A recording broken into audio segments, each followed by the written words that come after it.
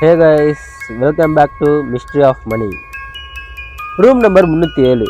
இந்த room number 307 கேட்ட 1990க்கு முன்னாடி வாழ்ந்தவர்கிட்ட கேட்டால் தெரியும்.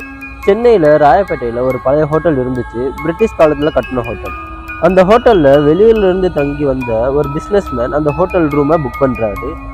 அதுவும் கரெக்டாக 307 அந்த ரூம் நம்பர் புக் பண்ணுறாரு. அன்னைக்கு நைட்டே ஃபுல்லாக அவருக்கு யாரோ பேசுகிற மாதிரியும் யாரோ அவரை பயப்படுத்துகிற மாதிரியும் இருந்துச்சுன்னு அந்த ஹோட்டல் ரிசப்ஷனில் சொல்கிறாங்க.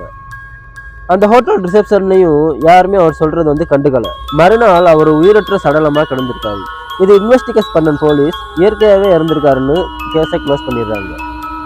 ரெண்டாவது சம்பவம் கரெக்டாக 2 வருஷத்துக்கு அப்புறம் 38 வயசான இன்ஜினியர் ஒருத்தர் அந்த ஹோட்டலில் அதே ரூம் நம்பர் 307 புக் பண்ணுறாரு. பே பண்ண அந்த நைட்டு பயங்கர அலாரம் சத்தம். பக்கத்து ரூம்ல இருக்கிற எல்லாருமே கதவை திறந்து பாக்குறாங்க. பாக்குறப்ப எல்லாருக்கும் அதிர்ச்சியில தூக்கி போடுற மாதிரி அவரு இறந்த நிலையில சடலமா கடந்திருக்காரு. இப்பவும் போலீஸ் இன்வெஸ்டிகேஷன்ல எந்த ஒரு துப்பும் கிடைக்கல. அந்த ரூம்ல என்ன நடந்துச்சு? இது சாதாரணமான மரணமா இல்ல ஏதோ மறைமுக சக்தியா? இன்னைக்கு அந்த ஹோட்டல் இடிக்கப்பட்ட காரணமே அந்த மரண அறையின் மர்மம் தான்.